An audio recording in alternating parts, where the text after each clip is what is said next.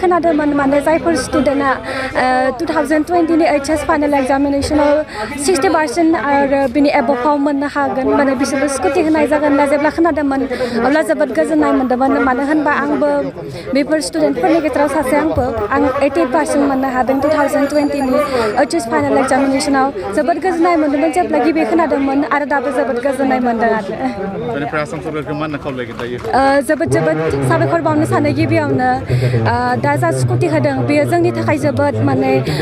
मोजां इउजेसआव फैगोन आरो बेयो मोनसे way to motivate our juniors जायफोरा माने दा फैगौ हायार सेकेन्डारि एग्जामनि थाखाय माने प्रिपेयार खालामबाय थादों आरो नैबे दा स्कुटिया जोंनि थाखाय माने जायफोर स्टुडेन्टआ बिल' पभार्टि लाइननिफ्राय बिलं खालामदों बिसोरनि थाखाय पसिबल नङा माने टु मेक साच हाई एफर्टमेन्ट टु बाय एनि स्कुटि स' particularly for me and that's why I want to give a huge thanks to the government of Assam. माबायदि नांदों दिनै आं बे डक्टर बानिकान्त काकति एवार्डखौ मोननानै जोबोद गोजोननाय मोनबाय बहुद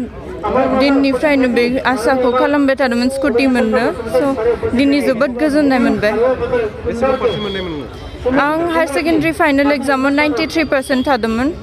आं अरुण'दय जुनियर कलेज टंलानिफ्राय पास आउट खालामदों आसाम सरकारखौ आं दिनै बेखौनो आं जोबोद साबायखर बावनो सानदों दिनै बेखौ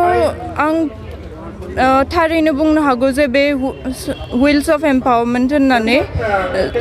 गामि गफायाव थानाय हिन्जावसाफोरनि थाखाय बियो मोनसे जोबोद मोनसे ब्लेसिं हिसाबै प्रुभ जागोन होननानै आं सानो बेखौनो बुंनो सानो आं दायो प्रेजेन्टलि आसाम मेडिकेल कलेजाव एडमिसन लादों स' आं इयुनाव सासे डाक्टार जानो लादों